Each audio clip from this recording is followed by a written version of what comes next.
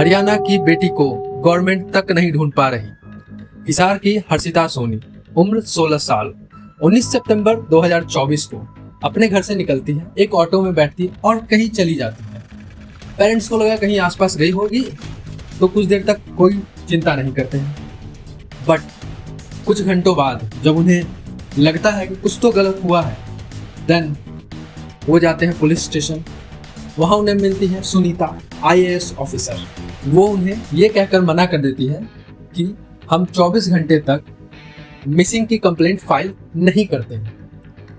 But उनके parents को क्या पता था कि बच्चों के केस में 24 घंटे का क्राइटेरिया नहीं देखा जाता है। बट फिर भी पुलिस की बात नहीं टाल सकती। ऐसे ही 4-5 दिनों तक चला। पुलिस सुनने को तैयार नहीं थी। हर्षिता सोनी के पिता पुलिस स्टेशन जाकर बैठे रहते थे, लेकिन पुलिस के कान पर जू तक नहीं रेंगती थी। फिर कुछ दिन बाद हरियाणा के CM हिसार आने वाले होते हैं, तो हर्षिता सोनी के पिता कहते हैं कि आप या तो कार्रवाई करो, नहीं तो मैं CM के पास चला जाऊंगा। इस पर सुनीता IAS ऑफिसर क्या करती है, जाती है, एक रो CCTV की फुटेजेस निकालती है, जिनमें ऑटो का नंबर साफ साफ नहीं दिख रहा होता है।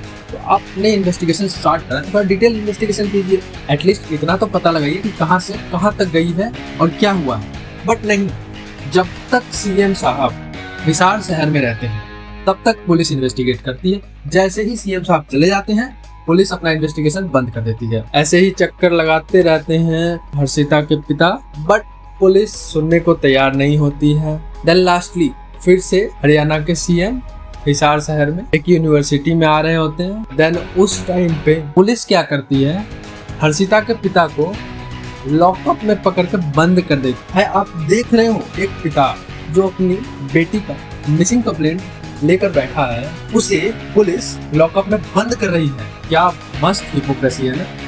मतलब हैरेसमेंट किसे हो रही है, जो कंप्लेंट लिखाने जा रहा है, जिसकी बेटी मिसिंग हुई है, उसे हैरेसमेंट हो रही है। क्या क्या टॉर्चर नहीं करा है हर्षिता के पिता को पुलिस वालों ने। इस केस में कोई सुनवाई नहीं कर रहे हैं पुलिस वाले, बस बैठे हुए हैं। बेचारे हर्षिता के माता पिता, उसके 2 भाई सब धरने पर बैठे रहते हैं, लेकिन पुलिस के कान पे चू तक नहीं रेंगती है। अभी 1 साल होने को आया है, बट इस केस में कोई प्रोग्रेस नहीं है। जहाँ का तहाँ केस है, पुलिस ध्यान देने का नाम तक नहीं ले रही है। उल्टा हैरेसमेंट हो रहा है हर्षिता के फैमिली को, वो अलग से। अभी तो ये हर्षिता के पिता है, कल हमारे और आपके घर में से भी ऐसा कोई हो सकता है, और तब भी पुलिस ऐसा करेगी तो आप क्या करें। इस वीडियो को ज्यादा से ज्यादा शेयर करें, लाइक करें, कमेंट करें, सब्सक्राइब करें और ज्यादा से ज्यादा लोगों तक फैलाएं, ताकि लोग जाने इस केस में हुआ क्या है और इस केस में थोड़ा सा हाईलाइट मिल जाए, ताकि पुलिस में ध्यान दे दे शायद।